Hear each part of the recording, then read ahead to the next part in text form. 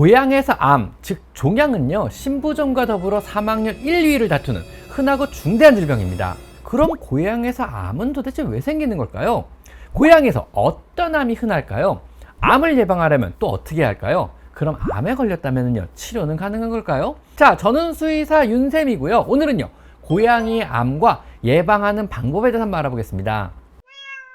자, 첫째로요, 우선 고양이에서 암은 왜 생기는 걸까요? 고양이 암은요, 10살이 넘는 고양이에서 50%는 발견이 되는 사실상 흔한 질병입니다.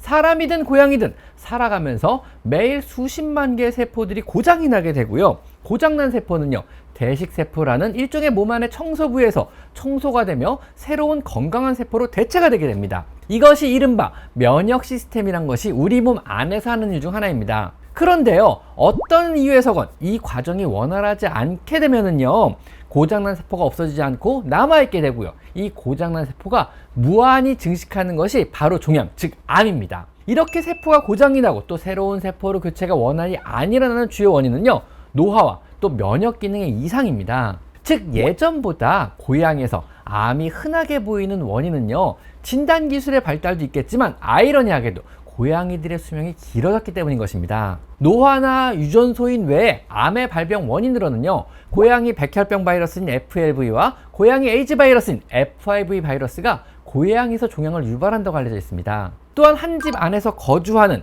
집사분들의 흡연 역시 고양이 암 발병률을 높이며 드물지만 백신이나 항생제 등의 접종에 의한 주사 부위 염증에서도 FISS라는 펠라인 인젝션 사이트 sarcoma라는 종양이 유발될 수가 있습니다.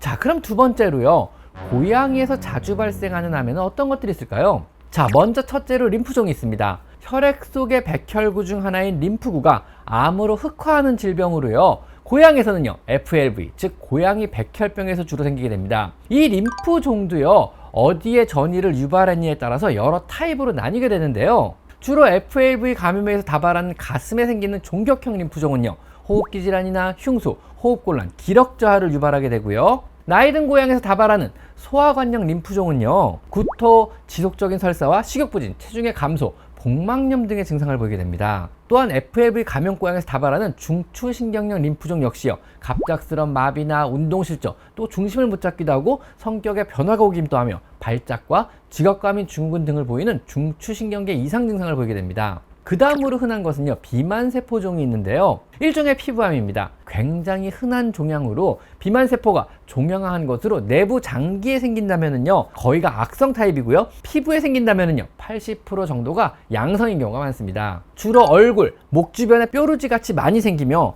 없어지지 않고 몇 달 동안은 커졌다 작아졌다를 반복하기도 합니다. 많이 간지러워하기도 하고요, 털이 빠질 정도로 심하게 긁거나 핥는다면은요, 비만세포종을 의심해 봐야 합니다. 자, 그 다음은 유선종양이 있습니다. 유선에 생기는 종양으로요, 고양이에서는요, 거의 대부분이 악성입니다. 출산의 유무와 상관없이 중성화가 안 된 7살 이상의 여자 고양이가 주로 걸리는 이런 질환입니다. 만약 첫 발정 전에 보통은 6에서 7개월 사이에 중성화술을 일찍 한다면은요, 90% 이상 예방이 가능한 질환에 들어갑니다.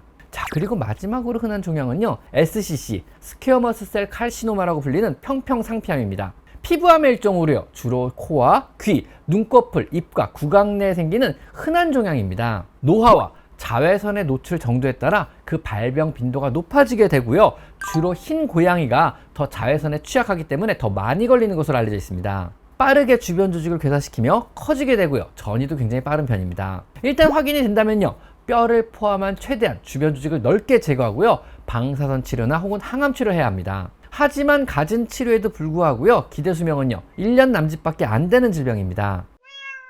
자, 그럼 세 번째로요, 암을 예방할 수 있는 방법은 없을까요? 자, 우선 어린 고양이라면은요, 첫 발정 전에 반드시 중성화술을 해줍니다. 그러면은요, 자궁이나 난소암 그리고 유선종양은요, 충분히 예방이 가능합니다. 혹 길냥이거나 여러 마리의 고양이를 함께 키운다면은요, FLV, 고양이 백혈병에 걸리지 않도록 예방접종을 해주는 것도 한 방법입니다. 흰 고양이라면은요, 집안의 창문에 자외선을 막을 수 있는 필름을 붙여주시고요, 혹 집사가 애언가라면은요, 담배 역시 당장 끊으셔야만 합니다.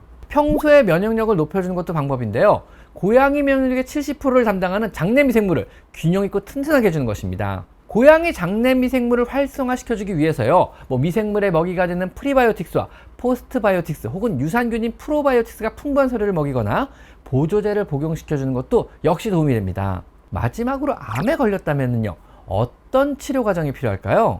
고양이의 종양치료와 사람의 종양치료에는요, 차이가 약간 있습니다. 종양의 종류에 따라 다르지만은요, 대체로 사람은요, 치료 후의 기대수명을 5년 정도로 잡습니다.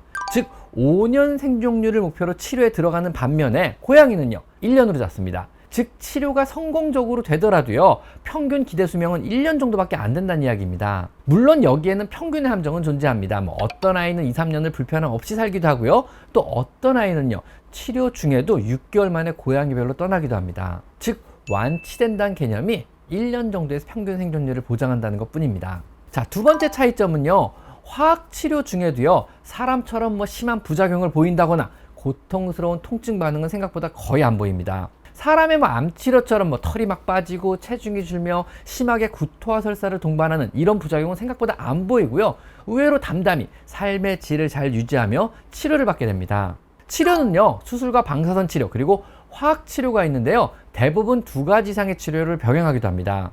수술로 완치를 기대하기보다는요 최대한 종양 조직을 제거하여 그 진행을 늦추고요 고양이 삶의 질을 유지하는 데 그 목적이 있는 것입니다. 아직까지는요 수술을 통해 최대한 제거 후에 여러 항암제를 사용하는 화학치료가 주가 되고요, 종양의 종류와 위치 그리고 여러분의 예산 범위에 따라서 치료의 종류나 방법 그리고 스케줄을 잡고 치료에 들어가시면 됩니다. 자, 어떠신가요? 고양이 암에 대해서 어느 정도 정리가 좀 되셨나요? 자, 지금까지 저는 수의사 윤쌤이었고요. 오늘은요 고양이 종양에 대해서 한번 알아봤습니다. 자, 오늘 여기까지 마이펫 상담소였습니다. 감사합니다.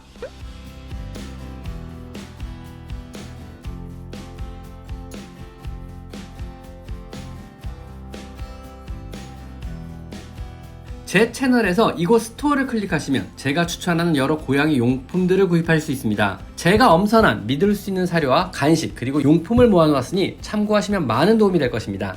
제 채널에 들어가셔서요 요 돋보기 모양을 클릭하시고요, 여기다가 여러분이 궁금한 것을 치면은요 관련체 영상이 뜨게 되어 있습니다. 여러분의 대부분의 질문, 대부분의 궁금증은 제가 이미 1000여 가지 영상으로 만들어 놨으니까 제 채널에 오셔서 한번 영상을 찾아보세요. 아셨죠?